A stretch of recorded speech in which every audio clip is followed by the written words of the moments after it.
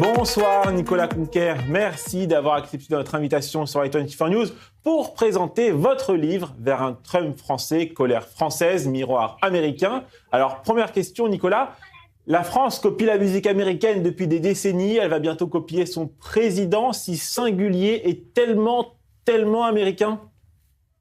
Alors, c'est vrai de le constater qu'il y a des phénomènes qui passent l'Atlantique, et ce, depuis Tocqueville, c'est-à-dire depuis la fondation de la démocratie américaine, où on a été observateur, et il y a eu des échanges. Il y a eu des phases de rapprochement, il y a eu des phases de distance, mais aujourd'hui, je pense que les mêmes mots que ont traversé la société américaine sont ceux que connaît la France et d'autres sociétés occidentales, et les mêmes causes appellent souvent les mêmes effets.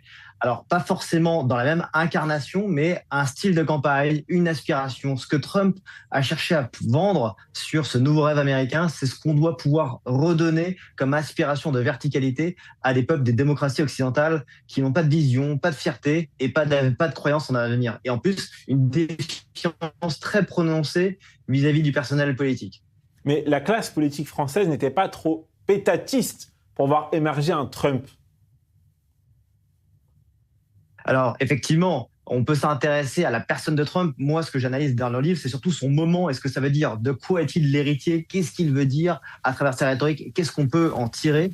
Qu'est-ce qui le singularise? Et qu'est-ce qui pourrait être répliqué? Qu'est-ce qui peut venir ajouter une nouvelle singularité, une nouvelle incarnation qui répond à des attentes fortes de la part de la population française?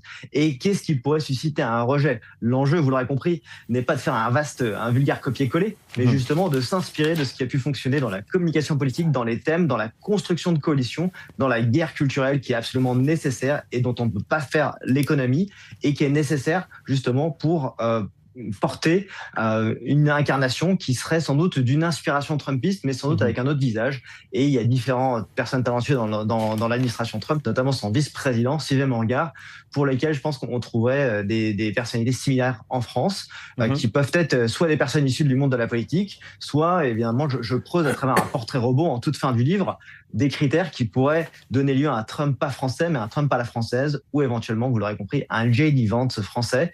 Et donc je me positionne sur différentes personnes, pas beaucoup de femmes d'ailleurs, talentueuses, dont certaines qui sont très proches d'Israël, notamment des Sarah Knafou, des Marion Maréchal, mais j'en exclus personne, que je prends sous différents critères, et voilà, ça peut prendre du temps, et derrière, il faut pas grand-chose pour que ces personnalités qui ont déjà une forte adhésion dans l'opinion populaire puissent vraiment passer d'une personne favorite à vraiment une icône et capable de créer une coalition et porter un mouvement à la présidence. Mais Nicolas Conquer, pour être un Trump, il faut être à la tête d'un pays puissant qui peut martyriser ses camarades de façon diplomatiquement incorrecte, comme le fait Trump actuellement. La France n'est plus cette puissance. Alors je pense que c'est surtout une affaire de volonté.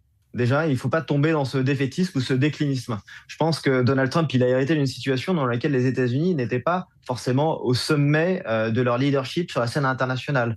La scène diplomatique sous l'administration Biden a été chaotique. On se souvient, hélas, du drame et du pogrom du 7 octobre, mais également du déclenchement de la guerre en Ukraine, du retrait chaotique des troupes d'Afghanistan, avec ces scènes absolument horribles. Et je pense que Donald Trump a su enrayer cette descente et réarmer et make America great again, rendre sa grandeur à l'Amérique. Et je pense que c'est tout à fait on n'attend rien de moins que une ambition similaire pour un leader français.